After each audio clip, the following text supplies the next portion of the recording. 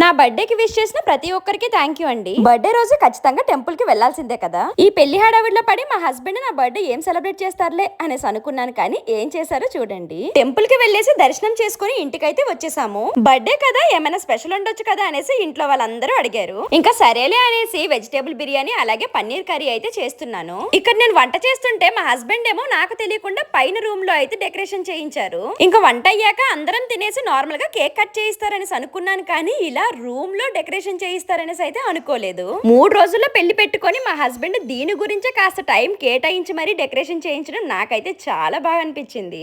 ఇంకా అందరూ ఇక్కడ ఉండడం వల్ల ఈసారి బర్త్డే మాత్రం కాస్త హడావిడే అయ్యింది. మా హస్బెండ్ కి ఇలా సర్ప్రైజ్ చేయడం అంతగా రాదు, ఇష్టం కూడా ఉండదు. నేనేమో పనిలో బిజీగా ఉండటం వల్ల బర్త్డే చేసుకోవాలన్న ఇంట్రెస్ట్ కూడా లేదు. ఈసారి నా వంట అయిపోయాక నీకు సర్ప్రైజ్ ఉంది పైకి రా అనేసి అలా కళ్ళు మూసుకొని అయితే తీసుకొని వెళ్లారు. కేక్ తెచ్చాం కానీ అందులో ఎగ్ కలుస్తుంది అనేసి మేమైతే తినలేదు. అందుకే మా గురించి సెపరేట్ గా చాక్లెట్స్ అయితే తెచ్చారు. ఇంకా రేపటి నుంచి అయితే చుట్టాలతో మా ఇల్లు కలకల్లాడిపోతుంది. ఇంత బిజీగా ఉన్నా సరే మా హస్బెండ్ ఇలా డెకరేషన్ చేయించి బర్త్డే సెలబ్రేట్ చేయడం చాలా హ్యాపీగా అనిపించింది. ఇంకా అందరం ఫొటోస్ దిగేసి కింద భోజనాలకు అయితే వెళ్తున్నాము. పాపం మాతో పాటు వీళ్ళకి కూడా నాన్ వెజ్ అయితే ఉండట్లేదు. ఇంకా అందరం కలిసి కూర్చొని భోజనాలు అయితే చేసేసాము. ఈసారి మాత్రం నా బర్త్డే డ్రెస్ నిజంగా ఎక్సలెంట్ గా ఉందండి. మీకు కావాలంటే ఇక్కడ ట్యాగ్ చేస్తాను, చెక్ చేయండి. Bye bye.